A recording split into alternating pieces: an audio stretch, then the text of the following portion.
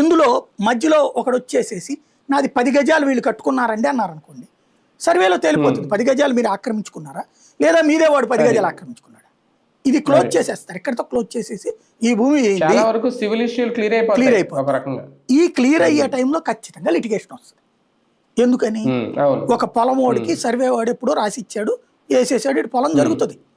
ఇప్పుడు రీసర్వే చేసిన టైంలో కొలత ఒరిజినల్ కొలతలు తెలియాలి. యాక్చువల్గా ఏంటంటే నేను ఈ వార్తలు ఈ వీడియోలు చేస్తున్నప్పుడు ఒక సీనియర్ మోస్ట్ ఇంజనీర్ గారు నాతో మాట్లాడారు, మన వార్తలు రెగ్యులర్గా ఫాలో అయ్యేటటువంటి ఆయన ఏది నేను అన్నాను, ఈ సర్వే రాళ్ళు ఎక్కడ ఉన్నాయి, ఎక్కడి నుంచి ఎక్కడ కొలుస్తున్నారు ఎవరికన్నా తెలుసా.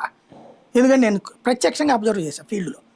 సర్వే చేసినప్పుడు సుబ్బారావు పొలం దగ్గర నుంచి రామారావు పొలం అన్నాడు, ఈ సుబ్బారావు ప్లేస్లోకి అప్పారావు ఎప్పుడో వచ్చేసాడు. ఈ కన్ఫ్యూజన్ జరిగిపోతుంది అక్కడ.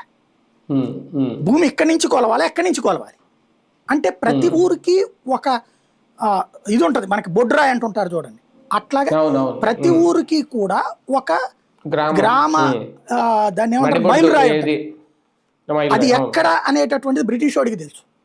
బ్రిటిష్ వాడు ఆ రోజుల్లో భూములకు సంబంధించి వాళ్ళకి అవగాహన ఉంది ఎట్లా కొలతలు వేయాలని. ఆ కొలతల కోసం ప్రతి ఊరికి ఒక రాయి వేశారు. ఆ రాయి చాలా ఎంత 5-6 అడుగుల లోతుకి నేలలో, పైన ఒక 4 అడుగుల ఎత్తు వేసేవాళ్ళు. నువ్వు కొలిచేటప్పుడు ఆ రోజుల్లో సర్వే ఆ రాయి నుంచి కొలిచేవాళ్ళు ఊర్లో సర్వే చేయాలంటే. అది దశాబ్దాల లెక్క.